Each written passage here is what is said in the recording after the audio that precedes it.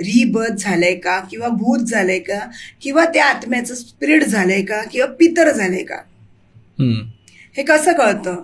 तर आपल्या भगवद्गीतामध्ये 8व्या अध्यायात 8वा जो अध्याय आहे त्यात 25वा श्लोक आहे, त्यात क्लिअरली असं मेन्शन आहे की जी व्यक्ती